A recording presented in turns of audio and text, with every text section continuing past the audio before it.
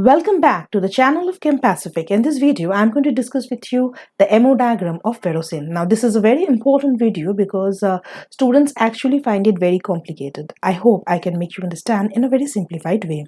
So, in order to make it simplified, I've decided to make the videos in a very small segments so that I can make you understand in a very simplified way. Now, before we get started, if you're new to your channel and if you want to explore more, consider subscribing Chem Pacific. And also if you like your video, to press the like button. Now, let's get started. Now, MO diagram of ferrocene पढ़ने से पहले हमें molecular orbital diagram के कुछ important जो rules है वो बहुत अच्छे से समझना चाहिए. I believe that you know all of them, but let me recapitulate once again. Now the first thing जो है MO diagram करने से पहले the first thing हम देख रहे हैं the two atomic orbitals they actually combine among each other result in the formation of the molecular orbitals. Now atomic orbitals क्या हर कोई condition में combine करेंगे? The answer is no.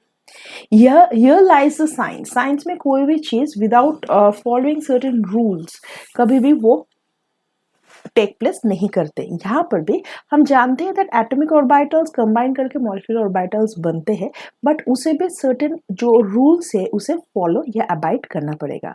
Rule number 1, the energy difference between the two atomic orbitals. Now I am telling you the energy between the two atomic orbitals, the energy difference between the two atomic orbitals must be comparable, not similar but comparable. Comparable energy difference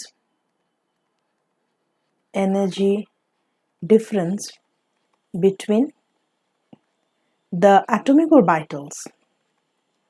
ठीक है. Number 2, this is very important, the symmetry.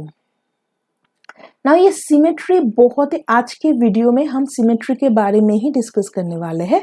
Now the symmetry should match the two atomic orbitals if they need to combine. Then the symmetry of both the atomic orbitals should be same. मतलब Gerard symmetry जो है Gerard combines with Gerard only. So Gerard symmetry होना चाहिए. And ungerad symmetry. So ungerad orbitals they combine with ungerad atomic orbitals only. तो उसका मतलब क्या है? Definitely I am going to discuss in this video only. ठीक है. Now this is very important. तो पहले important है दो atomic orbitals जो combine करेंगे, इन दोनों में energy gap जो है वो comparable होना चाहिए. If it's not similar then same नहीं, अगर same नहीं भी है but दोनों में energy difference बहुत ज़्यादा नहीं होना चाहिए. The energy difference should be comparable. Now then you have the symmetry. Now this is very important. Gerard के साथ ही combine करते हैं and ungerad के साथ.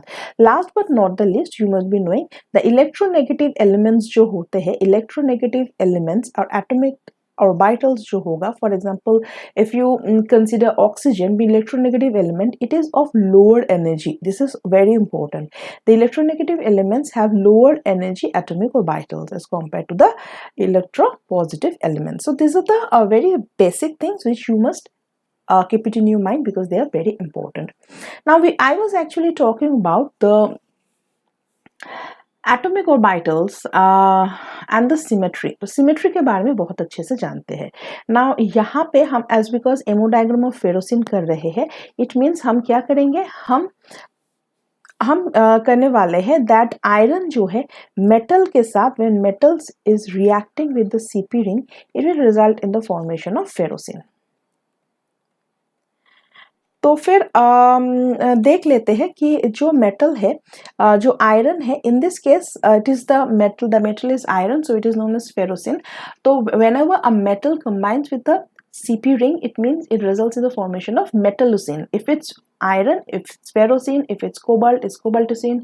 It is ruthenium, then it's ruthenosine. So these are the metallocene. So specifically I'm talking about the ferrocene, but if you study this you will be having clear picture about metallocene as well. तो ferrocene अगर हम कर रहे हैं तो दो iron जो हम कर रहे हैं, first of all atomic orbitals of iron जो है it will combine with the atomic orbitals of the CP rings.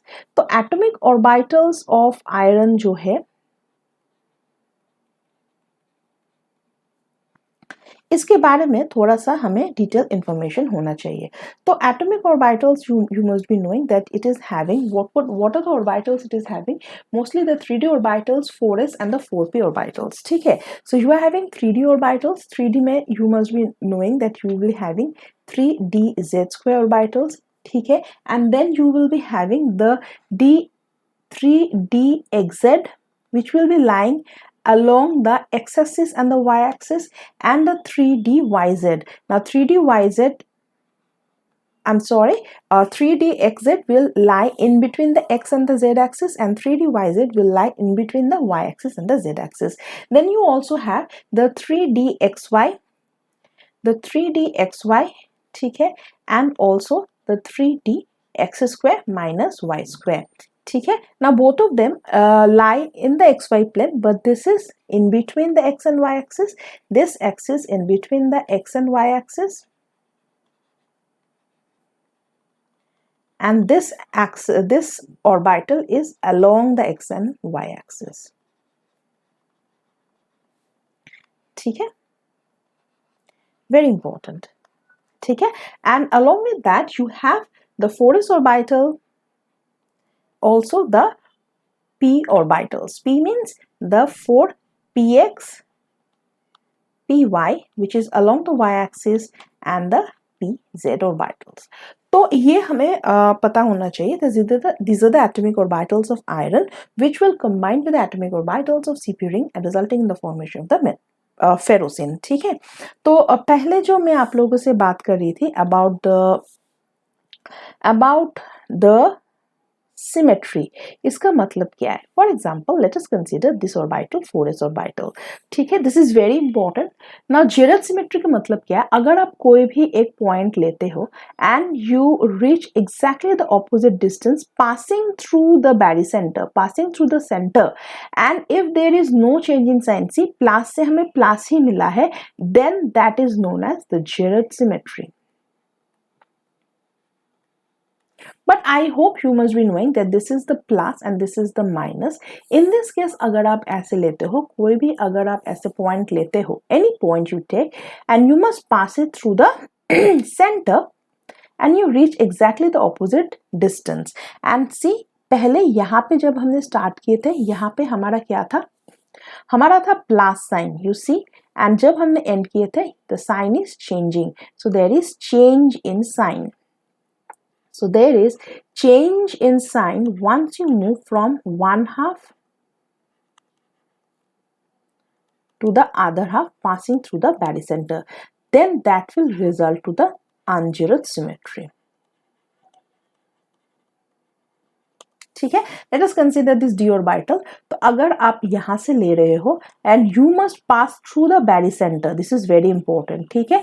तो इन दिस केस इसका साइन क्या होता है? You must be knowing that if it's minus then ये हो जाएंगे प्लस, ये माइनस हो जाएंगे और ये हो जाएंगे plus. Okay, so you are taking any one point, you are passing through the center and you are reaching exactly the opposite distance, and you see there is no change in sign क्योंकि आपने minus से start किए थे, so there is no change in sign.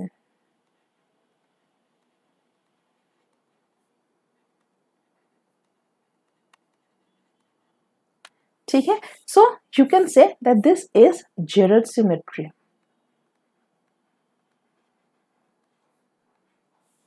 ठीक है, so mostly the d orbitals and the s orbitals here of Girard symmetry. Over here you can also have, मैंने ये 3d z square के बारे में डिटेल में आप लोगों से एक्सप्लेन किए थे। डू चेक में अर्लियर वीडियोस, बहुत इंटरेस्टिंग है because D z square is already a combination of dx square minus z square plus as a linear combination of d x square minus z square and also dx square minus y square minus z square, ये मैंने बहुत अच्छे से किए थे, do check it out. तो यहाँ पर भी अगर आप one point से another point जाते हो, there is no, so all the d orbitals and the s orbitals share of Girard symmetry, and mostly the p orbitals they are of un-Girard symmetry. तो you must keep it in your mind that Girard हमेशा Girard के साथ ही combine होते हैं and un-Girard के साथ ही कंबाइन होते हैं। I hope this is very much clear too, this is very important as well. ठीक है, तो मैंने छोटा करके यहाँ पे जॉट डाउन किया है सो दैट आपको क्लियर पिक्चर हो जाए। ना बेसिकली हमें क्या करना है, ये जो ऑर्बिटल्स है, atomic orbitals of the iron है, इसके साथ हमें सीपी का जो एटॉमिक ऑर्बिटल्स है दोनों का सिमेट्री मैच करना है। Specially in this video I am working on that only. धीरे धीरे हम एमओ डायग्राम नेक्स्ट वीडियोज में कंटिन्यू करेंगे, बट यहाँ पे ये चीज समझना बहुत ही इंपॉर्टेंट है दैट सीपी का कौन से एटॉमिक ऑर्बिटल आयरन के कौन से एटॉमिक ऑर्बिटल के साथ क्या हो रहा है, इन सिमेट्री मैच हो रहा है, दोनों का सिमेट्री मैच हो रहा है। वही सिमेट्री क्या होगा मैच होने के बाद वही एक दूसरे के साथ कंबाइन कर सकते हैं। ना लेट अस प्रोसीड। ना यहाँ पे हमें तो इंफॉर्मेशन मिल गया about the atomic orbitals of the iron. Now what about the atomic orbitals of the CP. Now this is a CP ring. मैं थोड़ा सा सिंप्लीफाई करने के लिए आप लोगों को बता रहे, this is a CP ring. ठीक है, in the case of the ferrocene you must be knowing that there are presence of two CP rings, so CP ring number 1 and the ring number 2। तो इन दोनों को जब हम पढ़ाई करेंगे you must this is the metal which is actually sandwiched between both of them. ध्यान रखना जो हम स्टडी करते हैं मेनली ये जो अपर लोब्स है, ये लोब्स के बारे में हम स्टडी करेंगे।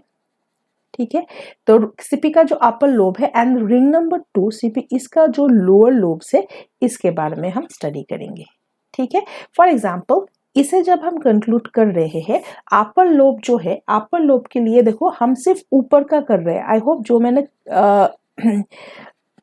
यहाँ पे विद दिस पिंक कलर मैंने इसे पॉइंट किया है, वही लोब के बारे में हम बात कर रहे हैं। तो इसका जो रिप्रेजेंटेशन होगा हम सिर्फ ऊपर के बारे में बात करेंगे। So in this case I am considering this to be the positive sign, तो ये हो जाएंगे पॉजिटिव। तो नीचे के जो लोअर ये जो है तो इसके बारे में है the one which is sandwiched in between the metal that is not taken into consideration. तो हम इसके बारे में बात कर रहे हैं and this shaded portion is considered the positive sign.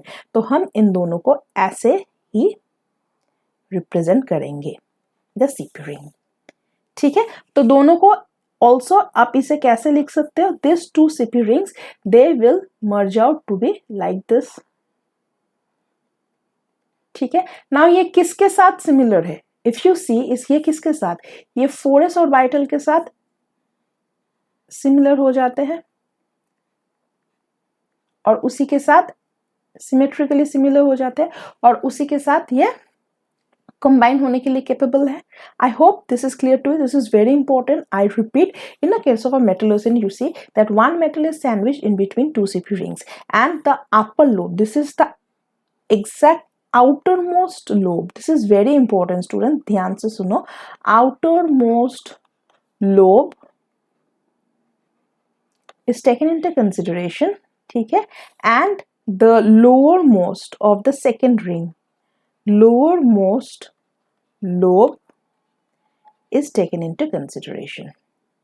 इसके बारे में हम बोल रहे हैं, दोनों को कंबाइन करके it will result to this and this is in correct symmetry with the 4s orbital and also if you see the 3dz2 orbital, ये भी सिमेट्रिकल है मोर और less.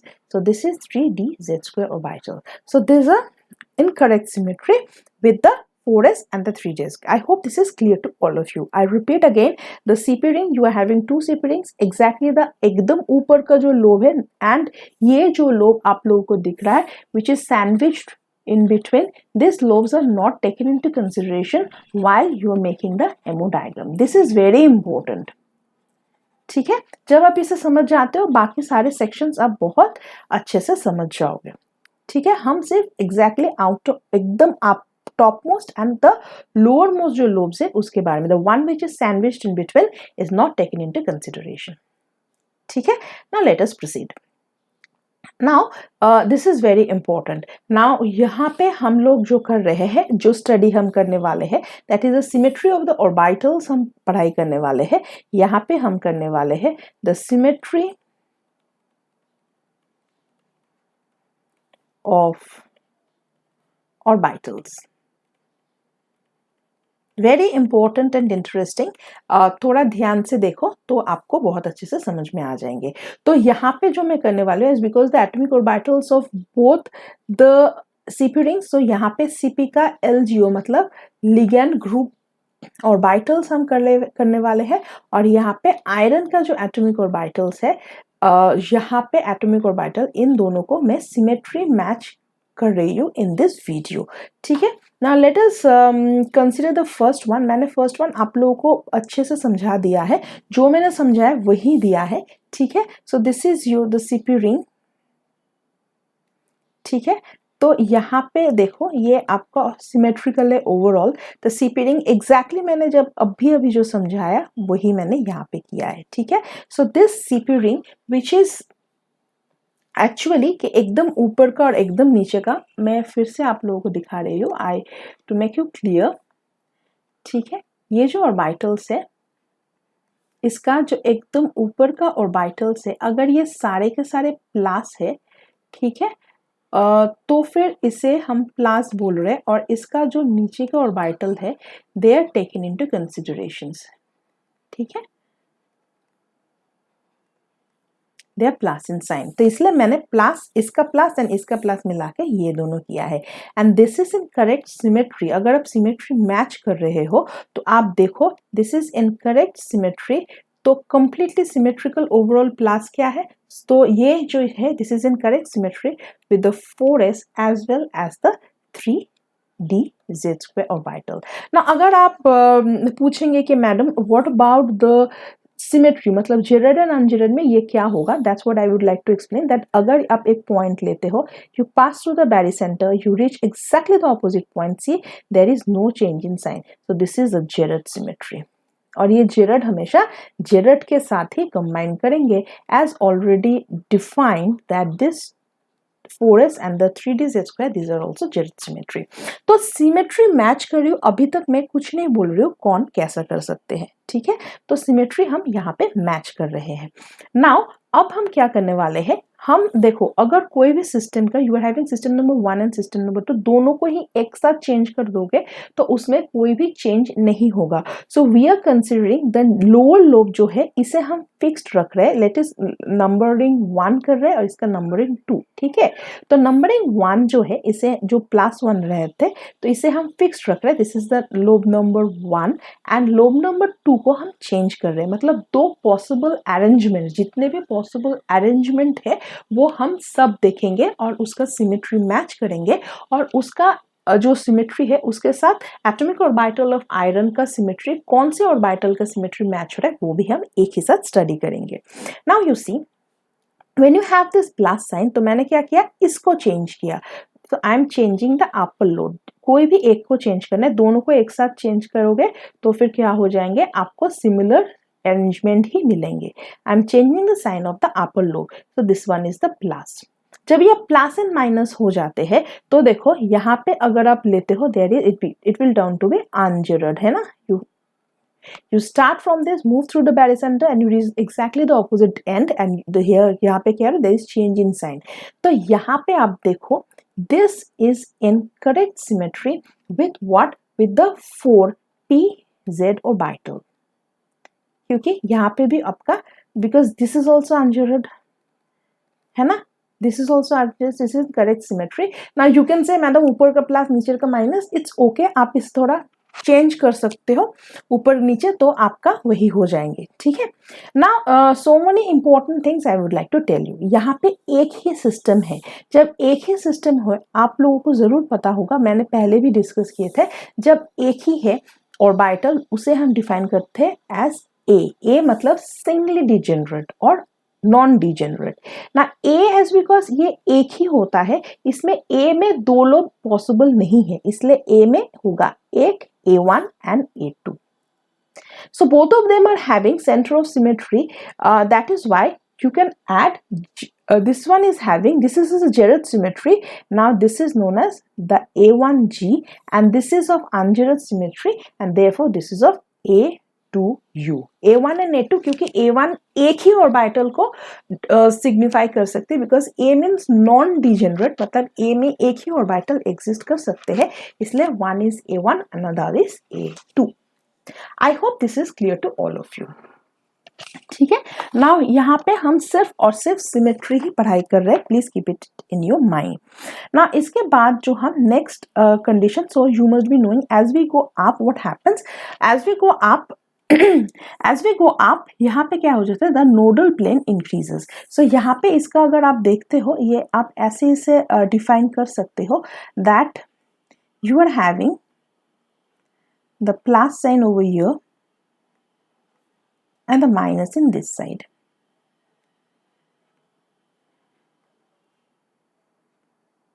So here you can find one nodal plane. ठीक है, तो इस चीज को अगर आप डिफाइन करना चाहते हो, इस चीज को आप एक साइड को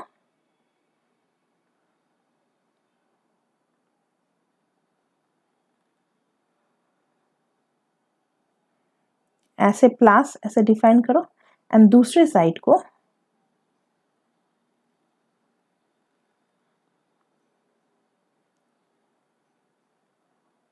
आप माइनस साइन से डिफाइन कर सकते हो।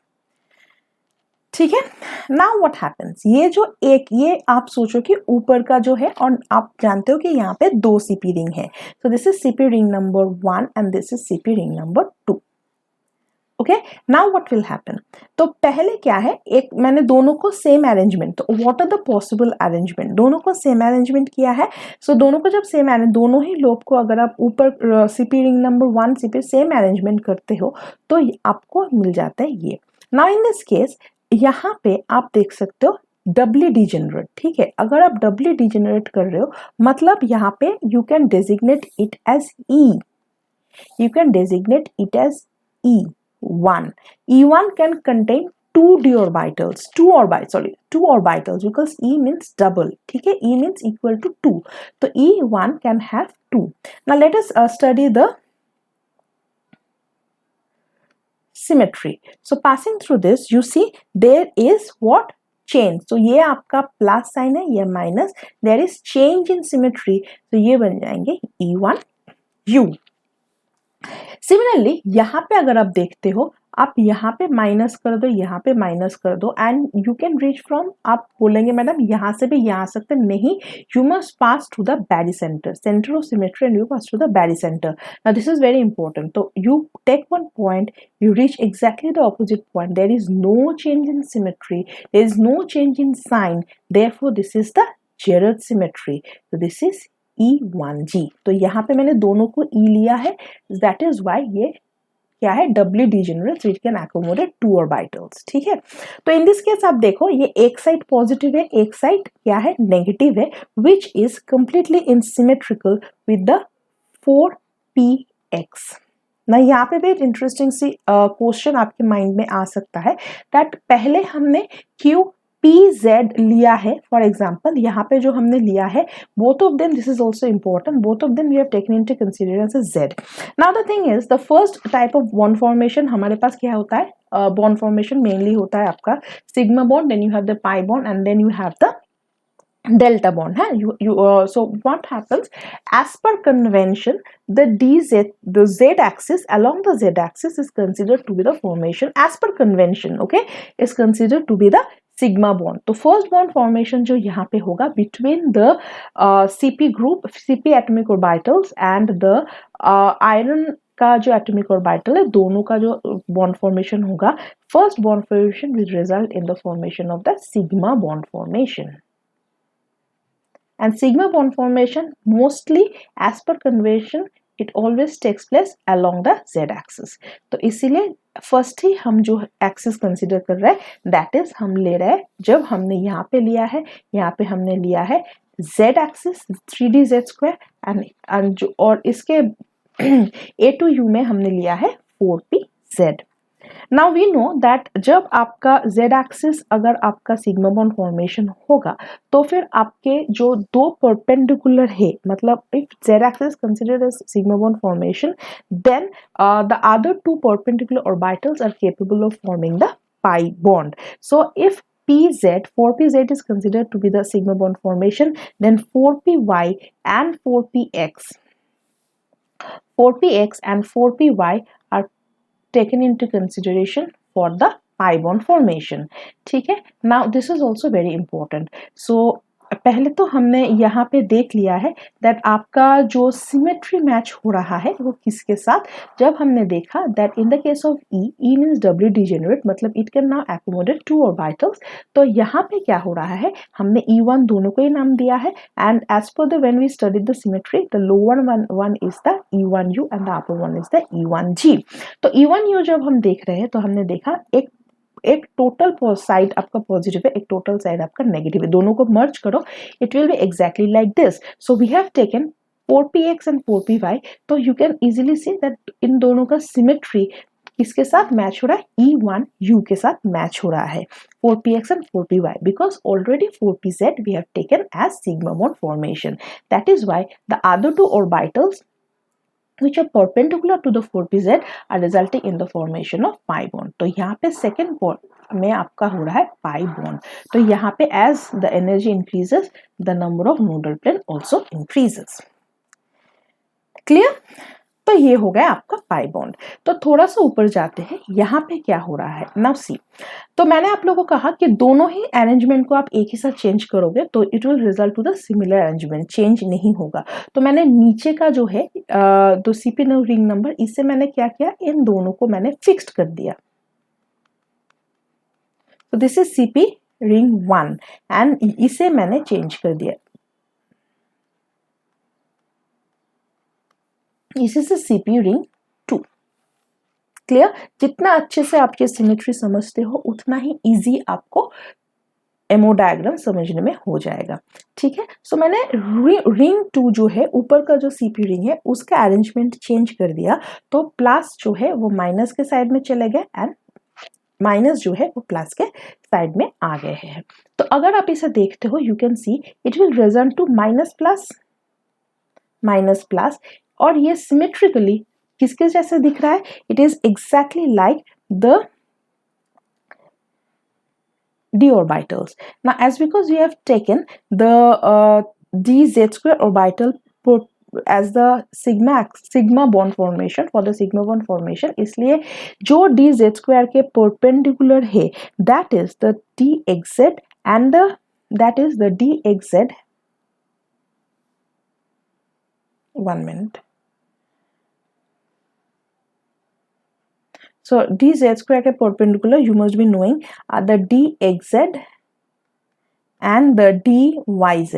These two are perpendicular to the dz square, therefore they are now participating in the pi bond formation। और ये इसके जैसे ही दिख रहा है, देखो माइनस प्लस माइनस प्लस, तो ये भी जेरड हो गया और ये भी जेरड सिमेट्री, तो जेरड ही कंबाइन कर रहे हैं। यहाँ पर भी देखो एक प्लस है एक माइनस है, if you reach from one centre through the very centre and then यहाँ पे change in sign, so this is also ungerade. तो हमेशा अनजेरड के साथ कंबाइन करते हैं और जेरड के साथ कंबाइन कर रहे हैं। And also we as per our convention we consider z axis to the sigma bond formation, that is why dz square हमने sigma bond formation के लिए रखा है, and that is why the dxz and the dyz orbitals which are now perpendicular to the dz square orbitals are now participating in the pi bond formation which is in correct symmetry with the E1G orbital of the CP ring. I hope this is clear to you. तो अभी हमारा energy level और high होगा। At high energy level we know with the increase of the energy level what happens, the nodal plane also increases. तो यहाँ पे ये orientation कैसे होगा मैं आपको दिखाती हूँ ना, you can easily see that यहाँ पे there is two nodal plane. कैसे हो रहा है आप देखो, ये अगर आपका सीपी रिंग है, ठीक है, तो ये जो orbitals, these are the orbitals, तो ये अगर आपका प्लस है ये हो जाएंगे माइनस, ये अगर प्लस है तो ये हो जाएंगे माइनस। तो यहाँ पे आपका एक नोडल प्लेन हो जाएंगे और यहाँ पे हो जाएंगे, and this will result to the formation of this. I hope this is very much clear to you, and you must be knowing that with the increase of the energy what happens, the number of nodal plane also increases, and that is why in order to simplify this मैंने इसे इस चीज को ऐसे ही define किया है।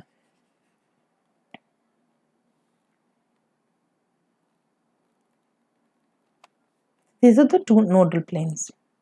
So this is the plus, this is the minus, this is the plus and this is the minus.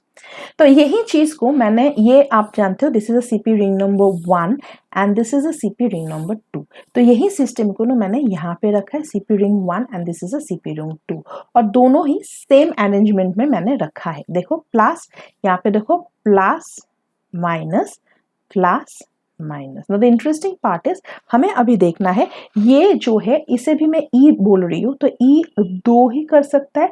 तो ई पहले हमारा E1 में 2 ऑर्बिटल आ चुका है, अभी E2 में आएंगे तो ये E2 भी can accommodate 2 set of orbitals, इसलिए मैंने इसे E2 नाम दे दिया. नाउ लेट मी सी, नाउ हमें चेक करना है कि ये कौन से सिमेट्री में आ रहे हैं. ठीक है, now this is very important. Students यहाँ पे थोड़ा सा डाउट करते हैं. देखो, we are taking 1 point, this is the plus sign, और हम जाएंगे through the barycentre, this is the barycentre, और एग्जैक्टली द ऑपोजिट डिस्टेंस और सेम डिस्टेंस होना चाहिए. तो ये we started from the plus sign, we reached the plus sign, so that is why this is AE2G. E means it is actually it is having 2 orbitals. ठीक है, यहाँ पे देखो, यहाँ पे है आपका minus sign. If you consider दोनों का बैरीसेंटर अगर यहाँ पे है, एग्जैक्टली ये ऑपोजिट डिस्टेंस है, और ये, तो you continue with this and you reach exactly the opposite distance. तो आपने स्टार्ट किए थे माइनस साइन में and we reach to the plus sign. There is change in sign from moving from one end to the another end when you pass to the barycenter. That is why it is going to be E2U. अभी हमें देखना है कि ये तो CP ring आपका study हो गया है. नाउ दिस सीपी रिंग किसके साथ आपका बॉन्ड फॉर्मेशन हो रहा है. सीपी रिंग जो बॉन्ड फॉर्मेशन हो रहा है, इन दिस केस आप देखो कैसे हो रहा है, प्लस माइनस कॉम्बिनेशन में हो रहा है. अगर दोनों को एक साथ मर्ज कर दो, आपको प्लस माइनस कॉम्बिनेशन. ना आपका जो d x z and d y z, वो तो पाई ऑर्बिटल में पार्टिसिपेट कर चुका है. एंड द रिमेनिंग जो ऑर्बिटल है, which is since it is gerade, and we know the d orbitals are always gerade, है ना, तो जेरड हमेशा जेरड के साथ ही कंबाइन कर रहे हैं. तो वी कंसिडर, तो हमने along the sigma bond formation जो हमारा हुआ था, that was as per convention, वो अलोंग द जेड एक्सिस हुए थे, इसलिए हमने लिए थे 3DZ². Now जब उसका पाई bond formation, the orbitals which were actually perpendicular to the 3DZ² were considered to form the pi bond formation. इसलिए 3DZ² का जो perpendicular थे वो है 3DXZ and 3DYZ, and that is why वो pi bond formation में participate कर रहे थे. Remaining जो है, that is the 3DXY and also the 3DX² minus Y². Now they are engaged in what? In the delta bond formation. तो वो हमने पहले भी बहुत सारे चीज़ों में हमने पढ़ाई की थे. रेडियम क्लोराइड बॉन्ड फॉर्मेशन में भी हमने देखा था कि that DXY participates in delta bond formation. In the एक कॉपर सिस्टम है, कॉपर सिस्टम है, वहाँ पे भी आपने देखा है DX² minus Y². Basically the DXY and the DX² minus Y² orbitals ही जो है वो actually participate in the delta bond formation. Now सारे के सारे ऑर्बिटल्स अभी एंगेज्ड हो चुका है, सबको अपना सेम सिमेट्री का मैच मिल गया है. Now no one is now available to get bonded to this, and this that is where results in the non bonding state. So this results in the non bonding form. So यहाँ पे बहुत अच्छे से हम लोगों ने आपको symmetry को समझाया है. ये सिमेट्री जब आपको बहुत अच्छे से समझ में आ जाएंगे, तो फिर आप बहुत अच्छे से इस चीज को समझ में आ जाएंगे. नाउ द क्वेश्चन अराइजेस कि द फर्स्ट जो हमने आपको पढ़ाए थे, दैट ये जो पहले वाले हैं जो A1G है, नाउ दिस A1G में you have the 4s and 3DZ², which one is actually getting, क्योंकि दोनों तो एक ऑर्बिटल का बॉन्ड फॉर्मेशन नहीं हो सकता, कौन करेगा. तो मैंने आपको अभी बताया कि एनर्जी कॉम्परेबल होना चाहिए. तो 4s में क्या है, 4 + 0, n+l रूल है ना. तो we are considering the n+l rule which actually tells you about the energy level. ठीक है, तो इसका हो जाएंगे s मतलब 0, तो इसका n+l इज 4, और इन this case you have 3 + 2 and इसके एनर्जी गैप हो जाएंगे 5. तो energetically 4s is lower in energy, तो A1G बॉन्ड फॉर्मेशन करते हैं मोस्टली 4s के साथ, even though it is symmetrically is in correct symmetry with both of them, but दोनों के साथ तो ये बॉन्ड फॉर्मेशन नहीं करेंगे. So preferably as 4s is of lower energy as compared to 3z square 3dz square, that is why 4s का low energy होने की वजह से A1G is in correct symmetry as well as in correct energy difference between the 4s. तो दोनों में combination हो रहा है. सो इन दिस वीडियो मैंने इसे सिंप्लीफाई करने के लिए सिर्फ और सिर्फ आप लोगों को इसका जो सिमेट्री पैटर्न है बहुत अच्छे से एक वीडियो में डाला है. In my next video I will continue with the next section, जो कि और तो फिर वहाँ पे हम टोटल एमओ डायग्राम आप लोगों को समझाएंगे, तो आपको बहुत इजीली समझ में आ जाएंगे. Now before I end this video I would like to recapitulate it once again. So as I said that the atomic orbitals are combined among themselves resulting in the formation of the molecular orbitals, but under certain conditions there are mostly three important points that has to be keep it in your mind. Point number 1 ये है कि दोनों का energy difference जो है वो comparable होना चाहिए. ऑर्बिटल टू ऑर्बिटल्स के बीच एनर्जी डिफरेंस बहुत ज्यादा नहीं होना चाहिए, कंपेरेबल हो जाना चाहिए, so that they can combine among themselves result in the formation of molecular orbital. Point number 2 जो कि बहुत ज्यादा इंपॉर्टेंट है वो है करेक्ट सिमेट्री.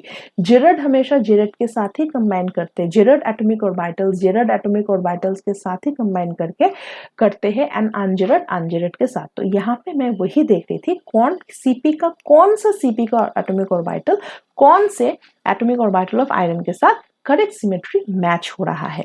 एज बिकॉज ए मतलब सिंगली डिजेनरेट, तो वो एक ही सिस्टम ऑफ ऑर्बिटल को कंबाइन कर सकते हैं. तो यहाँ पे हमारे पास 2 है, इसलिए हमने इसका नाम दिया है A1G और दूसरे को हमने A2 दिया है, क्योंकि A एक ही सिस्टम ऑफ ऑर्बिटल को एकोमोडेट कर सकते हैं, because A means non degenerate.